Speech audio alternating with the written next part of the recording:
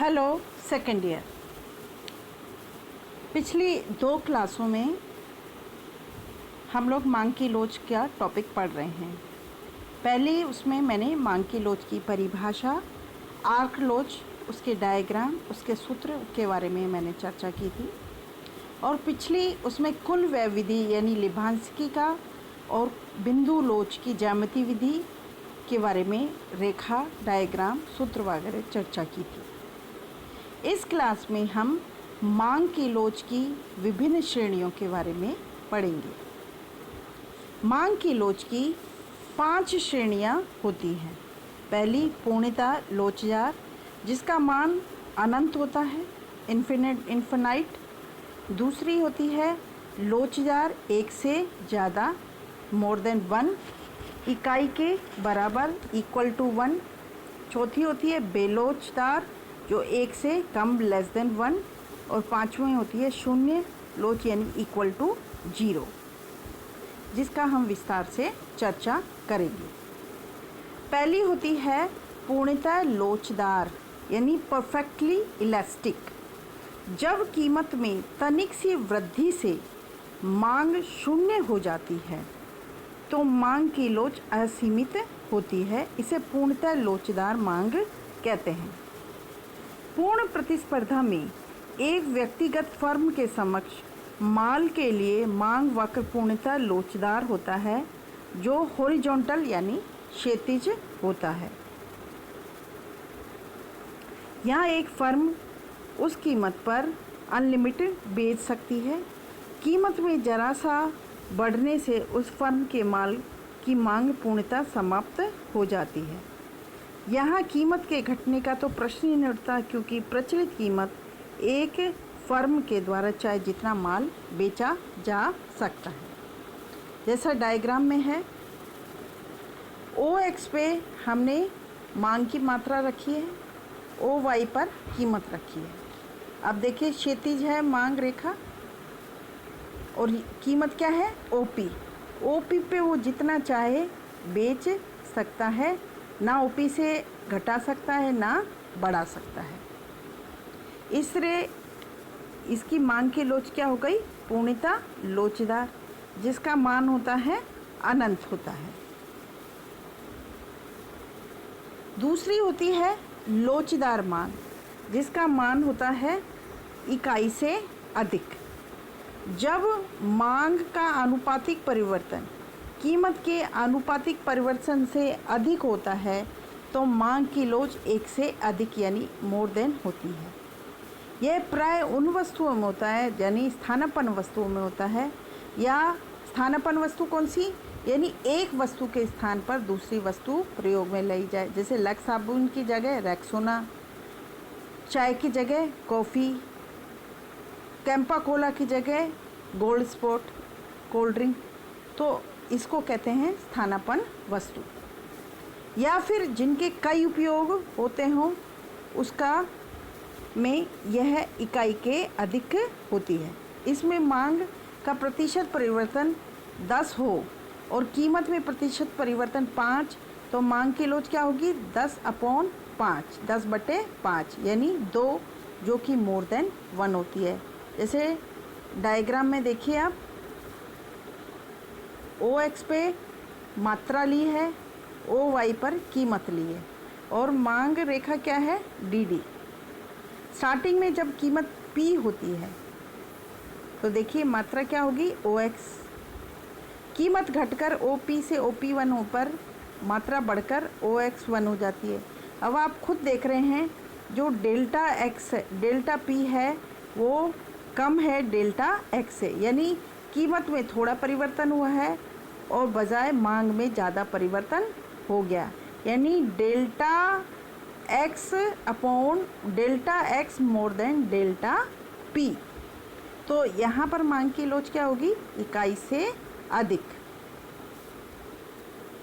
आगे तीसरी बात करें, मांग की लोच 1 के बराबर। जब मांग का आनुपातिक परिवर्तन कीमत के आनुपातिक परिवर्तन के बराबर होता है तो लोच इकाई के बराबर होती है। यह मांग वक्र की संपूर्ण दूरी पर लोच 1 के बराबर पाई जाती है।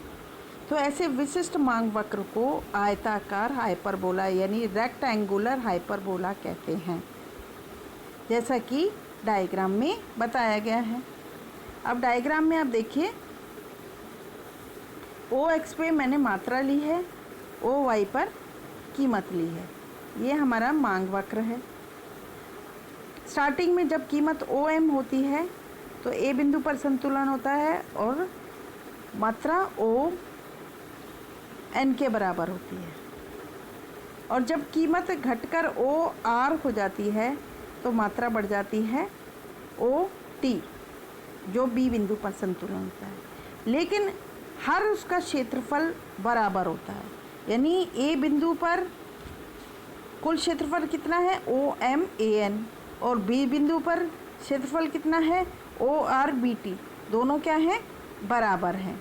इसमें O R S N common क्षेत्र है और आर एम ए एस बराबर एन एस बी टी है। अतः ए और बी के मांग की लोच एक के बराबर है। अतः हाइपरबोला वाले मांग वक्र सर्वत्र मांग की लोच एक के बराबर होती है। हम एक सूत्र की बात करें।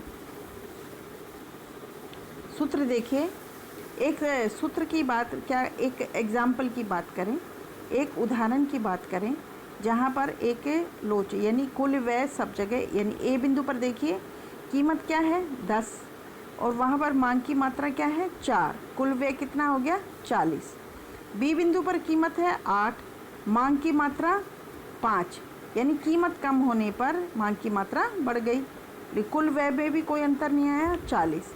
सी में फिर कीमत कम हो गई 4, फिर बढ़ गई मात्रा 10, तो यानी 10 गुना 4 यानी 40। फिर कीमत डी बिंदु पर बढ़ गई, कम हो गई 2 हो गई, मात्रा कितनी हो गई 20, 20 गुना 2 यानी 40। फिर मात्रा ई बिंदु पर 1 हो गई और कीमत 1 हो गई, मात्रा हो गई 40 और कुल व्यय हो गया 40। अब आप देखिए A B C D E पांचों बिंदुओं पर कुल व्यय, आप कीमत तो कम होती जा रही है, मात्रा बढ़ती जा रही है, लेकिन उसी अनुपात में बढ़ रही है जिस अनुपात में कीमत कम हो रही है। यानी कुल व्यय सब जगह 40 40 40 40 40 है, यानी सर्वत्र समान है। तो जहाँ पर कुल व्यय सर्वत्र समान होगा वहाँ पर मांग की लोच इकाई के बराबर होगी। अब चौथी है बेलोचदार मांग, यानी इकाई से कम लेस देन 1। जब मांग का अनुपातिक परिवर्तन कीमत के अनुपातिक परिवर्तन से कम होता है तो मांग की लोच बेलोच होती है। ऐसा अनिवार्य वस्तुओं में होता है। नमक की कीमत घटने से मांग के अनुपात में कम ही बढ़ेगी, अतः नमक की मांग को बेलोच कहा जाता है। यानी मांग में परिवर्तन 10%, कीमत में परिवर्तन 20%, तो मांग की लोच क्या होगी E = 10/20, यानी 1/2 यानी 0.5, जो कि 1 से कम है। अब चित्र में देखिए, ओ एक्स पे मैंने मात्रा ली है, ओ वाई पर कीमत ली है, ये है मांग की रेखा।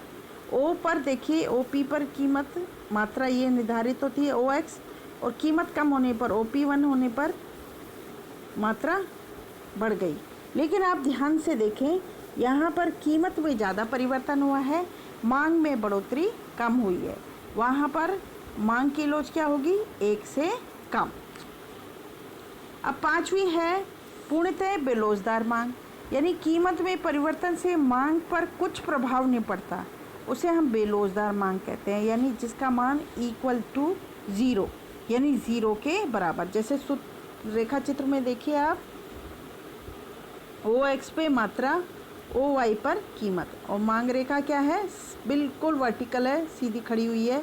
कीमत O P 1 O P 2 O P 3 कितनी भी हो जाए, लेकिन यहाँ पर जो मात्रा है वो स्थिर ओ एक्स के बराबर बनी हुई है, यानी मात्रा में कोई परिवर्तन नहीं है, यानी मांग में कोई परिवर्तन नहीं हुआ। यानी यहाँ पर जो डेल्टा एक्स है वो किसके बराबर है 0 के बराबर है, और 0 में जब किसी भी संख्या का हम भाग देते हैं तो मान क्या होगा 0 होगा। Thank you very much.